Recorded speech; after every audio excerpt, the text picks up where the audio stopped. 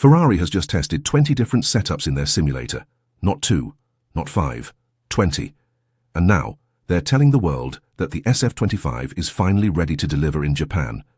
But let's be honest here.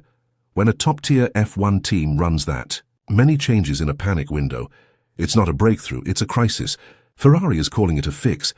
But if the car was so strong all along, why were both Lewis Hamilton and Charles Leclerc disqualified in China? Why does the floor stop generating grip the second the car hits a full fuel load? Why does the car collapse the moment it strays from its perfect setup window? In this video, we're breaking down what Ferrari won't say out loud. How the suspension has been fighting itself from day one, why Hamilton's sprint win exposed the truth, and why Suzuka is either Ferrari's redemption or their public unraveling. This isn't just hype. This is the moment of truth. So let's dive right in. Let's not pretend Ferrari's season started slow. It started badly. In Australia, they only realized the car was running too low to the ground after Friday practice. That's not bad luck. That's basic incompetence, and it tells you everything about the internal chaos at Maranello. The SF25 might be fundamentally good, but when the team doesn't even understand its own machinery, all the potential in the world means nothing. Red Bull would never make this kind of error. Mercedes wouldn't. But Ferrari, it's become expected. And that's the problem. It's not the pace, it's the process. Let's talk about those 20 different simulator setups. 20. That's not a normal number. That's borderline frantic. It shows just how uncertain Ferrari was after China. But, at the same time, it shows effort. It means they didn't just throw up their hands and blame the drivers or the track. They dug deep into the data. They tried every possible combination and found something they believe in. Whether that belief translates to pace on the track, well, that's another story. But you have to give them credit. At least this time, Ferrari is trying to solve the problem at its core, not just patch it with a press release. Here's something few people are willing to say. The SF25 wasn't just sensitive, it was at war with itself. The pull rod front suspension, which was brought back for the first time in over a decade, was designed to help with turn-in and aerodynamic balance. But it clashed with the behavior of the rear suspension.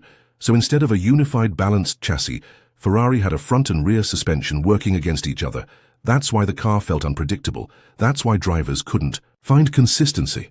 It wasn't about driving style, it was about mechanical conflict.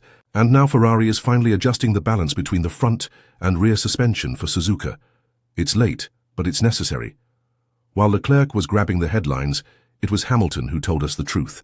He dominated the Chinese sprint with a car that only works in a narrow operating window. That win wasn't just a victory, it was a message. Hamilton showed that this car can win if you know how to use it. But here's the catch. That win only came in ideal conditions. Low fuel, stable track, light setup. Once you step outside that perfect window, the car unravels. So, let's be clear. The sprint didn't prove Ferrari had pace. It proved they had potential. Hamilton was the one dragging that potential out of the SF25 by sheer force of will. But without those ideal conditions, Ferrari's car can't deliver. Let's get brutally honest here. Ferrari's problem isn't a mystery. It's the ride height. The SF25 only works when it's perfectly placed. If the car is a few centimeters off, the floor stops generating downforce. Go too low, and the plank scrapes, and you get disqualified, like Hamilton did in China. Go too high and you lose grip and the car slides. There's no margin. It's like driving a tightrope at 300 km/h. That's not a setup challenge. That's a design vulnerability. Unless Ferrari can widen that operating window, they're not just fighting the competition, they're fighting physics. Yes, Ferrari looked good in China. Yes, Hamilton won the sprint, but let's not pretend that was the whole story. McLaren completely botched their sprint qualifying. Lando Norris and Oscar Piastri started too far back, and Piastri spent half the sprint stuck behind slower cars. By the time he got free, Hamilton was long gone. So was Ferrari fast? Yes, but the margin looked bigger than it really was. The sprint race was more about McLaren's mistakes than Ferrari's dominance. If Ferrari thinks they're ahead based on that one result, they're setting themselves up for another fall. What's coming next matters more than what just happened. Ferrari knows the SF25 isn't the finished article. That's why they're bringing upgrades to Bahrain, targeting the Coke bottle area and rear floor. They're also planning a more aggressive update in Miami. This shows intent, but it also confirms what many suspected. The base car was always going to need work. The good news is they're not sitting still. The bad news, everyone else is upgrading too, and if Ferrari's breakthrough is just them catching up rather than pulling ahead, it might not be enough. They can't afford to just fix the car's issues. They have to leap forward fast. But is it already too late? Suzuka doesn't care about simulator data or PR optimism. High-speed corners, elevation changes, surface irregularities. This is where a car's flaws get exposed.